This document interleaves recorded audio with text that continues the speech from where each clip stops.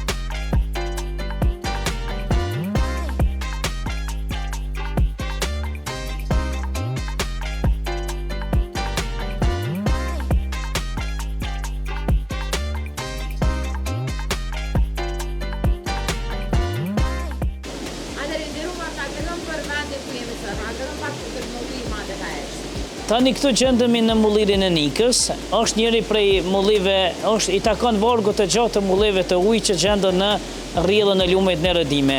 Vlen të përmendet se në të kaluarën treva në Redime ishte një nga trevat më të pasura me mulli të ujë që ishin industria e vetme e blojës gjatë periudhës osmane. Vlen të përmendet se në vargun e këtyre mullive ishin gjithsej 52 sësh, të cilët duke përdorur ujin e lumit në Redime kanë arritur që t'i vënë në lëvizje gurët e tyre dhe për të qenë në shërbim të qytetarëve të cilët kanë pas nevojë të bëjnë blurjen e misrit dhe përfitimin e millit që ka qenë elementi kryesor i mbijetesës së këtyre banorëve të kësaj zone, por jo vetëm. Këtu kanë ardhur edhe nga trevat e tjera të Kosovës edhe më gjerë për të bluar misrit dhe kanë pritur kanë pas raste të presin 2-3 ditë në radhë për ta kryer shërbimin edhe për të shkuar me mill të bluar në shtëpitë e tyre për të bërë gatimin e bukës. Vlen të përmendet se këtu kanë ekzistuar një numër i mullive që kanë dalluar nga përmasat edhe nga sasia e blojës. Për shembull, ka qenë këtu edhe mulliri i madh, i cili ka pas forcën e 6 gurëve, por krahas tij një mulli që i takon vargut të mëdhenjve është edhe mulliri që jemi tash, mulliri i Nikës, i cili takon fundit të shekullit të 17. Dhe ky mulli ka sot 4 gurë, të cilët blujnë me fuqinë e ujit natyrisht dhe bën blurjen e misrit dhe përfitimin e millit. Vlen të përmendet se këtu kanë në kuadrin e këtij mulliri ka ekzistuar edhe dhoma e veçantë që gjenden brapa nesh, e cila ka shërbyer për pritjen e musafirëve, të cilët kanë qëndruar me 2-3 net derisa i kanë ardhur radha për të bluar. Prandaj i zoti i mullirit i ka prit pothuajse sikur në shtëpinë e vet, ju ka përgatitur ushqim edhe derisa i kanë kryer shërbesat e veta. Vlen të përmendet se mullisi ka bërë punën e tij të vazhdueshme, duke i prit dhe i përcjell gjithë me radhë. Këtu edhe natyrisht kur ka punuar në mulli, atëre edhe ka qenë praktik, nuk kanë pas këmbim monetar, por është këmbim malli me mall.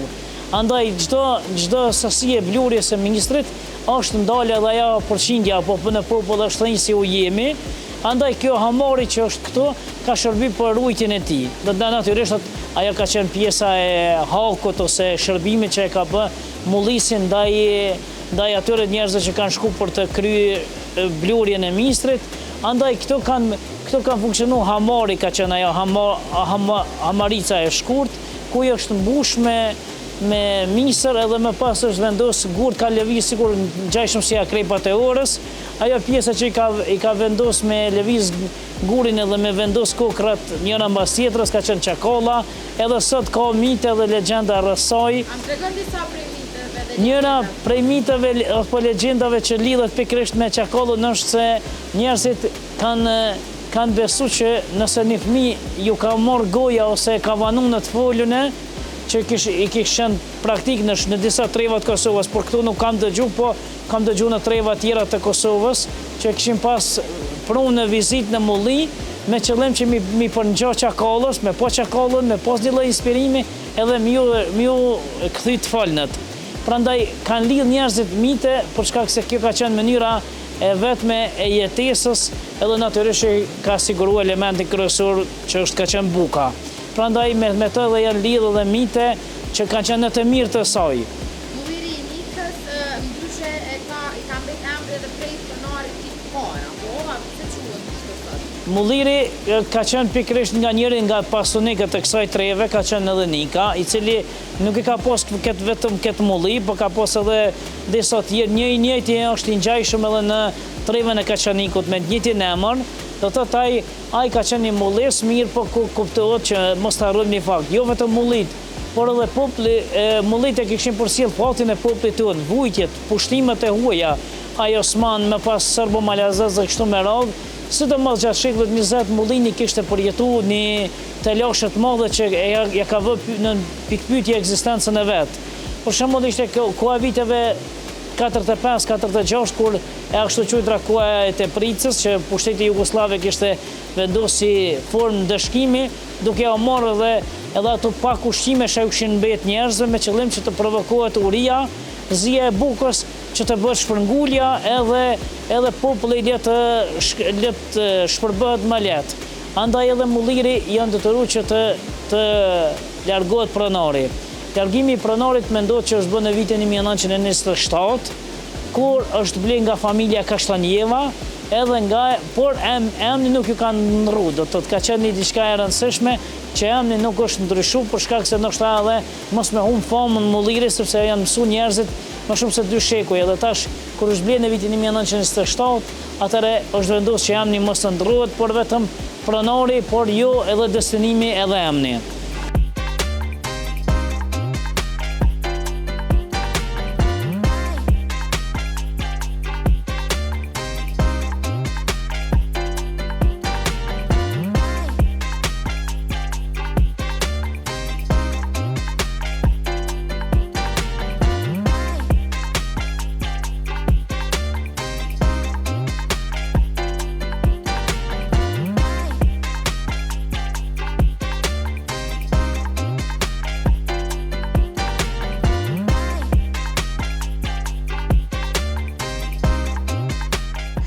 Miqtë e mi, kaq kishim për sot nga Kosova tjetër, e ne bashkë do të shihemi sërish nesër, deri atëherë tung tung.